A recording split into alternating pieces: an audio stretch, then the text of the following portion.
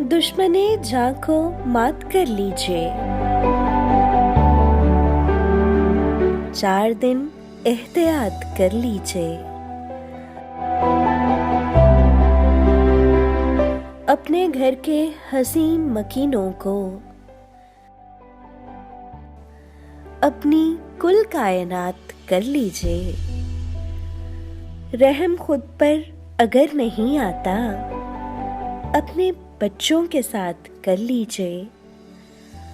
ये कोई कैद है कि घर बैठे, जिससे जी चाहे बात कर लीजिए। दिल मिला लीजिए, इजाजत है। दिल मिला लीजिए, इजाजत है। दूर लेकिन ये हाथ कर लीजिए। फिक्र अपनी हर एक से पहले, काम है वाहियात कर लीजिए। आज मौका है मालो दौलत को, आज मौका है मालो दौलत को अपनी राहे निजात कर लीजिए।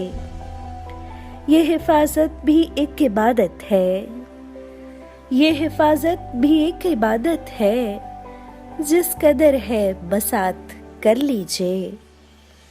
अतबाफ अब्रिक। दीगर इंतखाबात सुनने के लिए मेरा YouTube चैनल सब्सक्राइब कीजिए। हुमा शाहिद।